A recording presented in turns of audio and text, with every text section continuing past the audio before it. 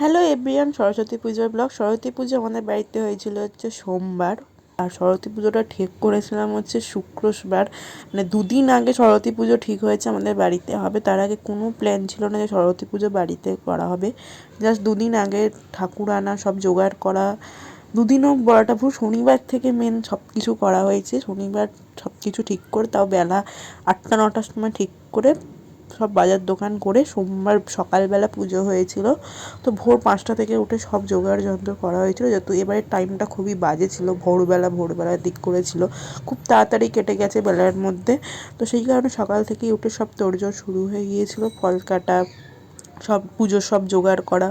আর তোমাদের কার কার বাড়িতে সরস্বতী পুজো হয়েছে আর কবে হয়েছে আমাকে কিন্তু অবশ্যই কমেন্টে জানিও। আর আমাদের বাড়ির সরস্বতী মাকে কীরকম লাগছে অবশ্যই কমেন্টে জানিও। আর ঠিক আগের দিনই কিন্তু সরস্বতী মায়ের সব গয়না আমি কিনে এনেছিলাম সাজের দোকান থেকে।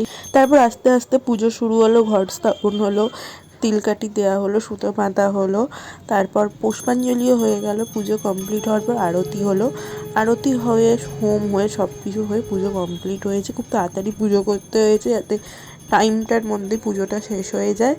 তো বাড়িতে পুজো হওয়ার কারণে কোথাও বেরোতেও পারিনি, কোথাও ঠাকুরও দেখতে পাইনি, স্কুলের ঠাকুরও দেখতে পাইনি, স্কুলেও যেতে পারিনি, বাইরের তো কোনো ঠাকুর দেখিইনি।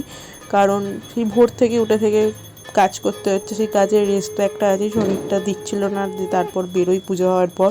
আর আমাদের পুজো শেষ হতে হতে 11:30-12টা বেজে গিয়েছিলো। তো তারপর আর তো ইচ্ছাই করছিল না যে কোথাও বাইরে ঠাকুর দেখতে যাই। আর তারপর সকাল থেকে উপোস করে, সেই ভোরবেলা থেকে উপোস করে কাজ করা, তার আগের দিন থেকেও কাজ করা।